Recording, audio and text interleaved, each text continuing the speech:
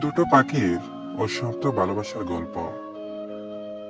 পাখি দুটো সবসময় একই সাথে গান গাইতো আর মুক্ত আকাশে উড়ে বেড়াতো।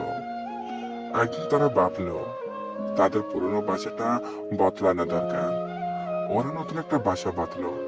যে এবার নতুন একটা বাসা বাঁধলো, আর সেই সাথে তাদের মনে আনন্দের হাওয়া বইতে লাগলো। একদিন মেয়ে পাখিটি ছেলে পাখিটাকে জিজ্ঞেস করে, তুমি আমাকে ছেড়ে কোথাও যাবে না তো?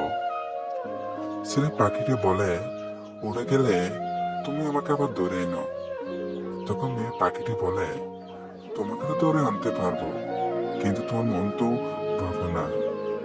এই কথা শুনে ছেলে পাখিটার চোখে জল এসে যায়, আর সে নিজের দুটো পাখা নষ্ট করে দেয়। আর মেয়ে পাখিকে বলে, এখন চাইলেও আমি তোমাকে ছেড়ে দিতে পারবো না, আমরা সবসময় একসাথেই থাকবো। মেয়ে পাখিটি বলে, এতটা ভালোবাসো তুমি আমাকে? এভাবে পাখি দুটো দিন কেটে যেতে লাগলো। কিন্তু একদিন প্রচন্ড জোরে পরিবেশ সৃষ্টি হলো, যেন একটু পরেই ঝড় এসে সব লন্ড বন্ধ করে দেবে।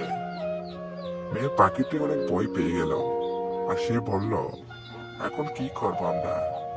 তখন ছেলে পাখিটি বলল, আমি তো উঠতে পারবো না, তুমি চাও কোনো নিরাপদ স্থান খুঁজে নাও। তখন মেয়ে পাখিটি ছেলে পাখিটিকে নিজের খেয়াল রেখো বলে উড়ে চলে গেল। পরের দিন যখন জ্বর থামলো, তখন মেয়ে পাখিটি ওই কাছারের কাছে আসলো আর দেখলো ছেলে পাখিটা মরে পড়ে আছে।